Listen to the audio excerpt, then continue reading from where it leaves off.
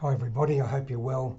I thought I'd just send another quick video update just because it's yet another fairly hectic day on the Australian market and the global share markets, and it will for certain get a fair bit of airplay on the news this evening. So I thought maybe a quick touching of bases with you might be helpful.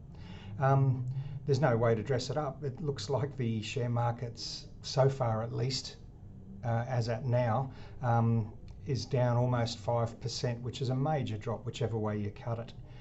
It could bounce back a little bit later in the day, of course. It's about 2 o'clock in the afternoon as I record this. And like I said, it'll garner a lot of attention, so I just wanted to reset thoughts maybe, also have a little think about what some of the causes might be, and remembering too that markets react. Sometimes they overreact up or down, so that's getting right back to that fundamental point we always talk about, which is wherever that part of your investments should appropriately be allocated to equities, then you need to be able to find reasons to ride out these periods of volatility. So today's ructions, of course, the continuing feature we're seeing where inflation and inflationary pressures are growing in Australia and around the world. They're not looking to ease off, and as a result, central banks are increasing interest rates as a means of dampening that activity to try and calm down that inflationary pressure. So our market is reacting more to that as it digests all of these things that are happening. Higher inflation here and in the States. There's been some pretty big announcements for inflation rates over the last couple of days, late last week at least in America.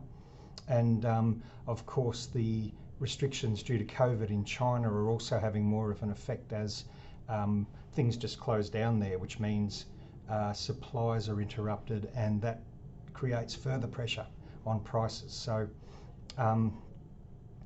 important too, today's market, like I said, is looking pretty dire, down about 5%, but we were closed yesterday due to the public holiday down south. So in a sense as well, it's there's a couple of days of bad US performance that filters through, and it's kind of a bit of a catch-up day as well. I think what's also useful to take into account when we're looking at these performance of the All Ordinaries Index or any index is that it's a picture of the companies, a weighted average of the companies within that index. And in the Australian index, All Ordinaries Index's case, 15% of the weight of the entire index is the 4 major banks, and they've been hit pretty hard the last few days as well. So you'll often see that where the banks have a great day, the index goes up. The banks have a bad day, the index goes down, because they play such a big part. Now, normally increasing interest rates is a good environment for banks' profit growth. So it's a bit counterintuitive, I guess, but what's happened once again is because these rates have been more rapid than expected, the potential and what the market, I guess, fears is that that rapid growth in interest rates will expose some weakness rather than just be a pure increase to the revenue bottom line. So maybe an increased rate of loan defaults and things like that. So it's all shaking out still at the moment. But I hope you can see that what I mean about that, where the banks go well or go badly, it impacts the whole index. Example, today the Commonwealth Bank, I just checked a few moments ago, Commonwealth Bank's down over 4%, as is the ANZ Bank.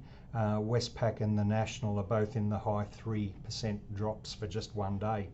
Over the last 5 days, the CBA's dropped over 12%, Westpac over 13%, and NAB and ANZ both a little over 10% in 5 days. So that's really been a high proportion, if you like, of the index dropping.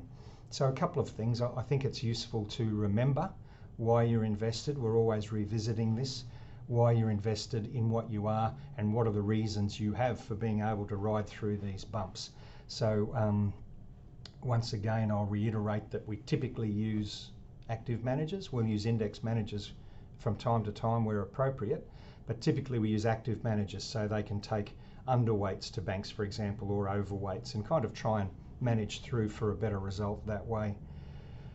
Also important is in your own circumstances. Like I said, where you're drawing money out regularly in a pension account, for example, we have a more defensive pot that covers that, and that then allows us to let the shares go through these inevitable ups and downs.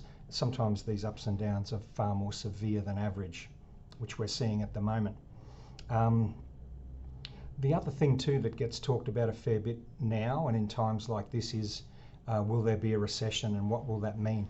And I think for that, it's recession's a broad description. I think it's really important that we look at our own personal circumstances and all that, and what it means. I often say there's a global economy, there's an Australian economy, there's a Queensland economy, and there's your own personal economy. And if you're retired with your income covered, then you have a different set of circumstances to someone who maybe has high debt and relies heavily on their job, and their job might be in one of those sectors that's potentially impacted if growth rates drop down a lot. So I think, again, it's important not to get overwhelmed by a lot of the noise, a lot of the stories and the opinions and things we'll hear throughout these days and weeks when these volatility patches are acute and heightened. So I think it's really important that you take a breath and look at your own circumstance. And of course, as always, if you're worried about your own circumstance or have any questions at all, give me a ring.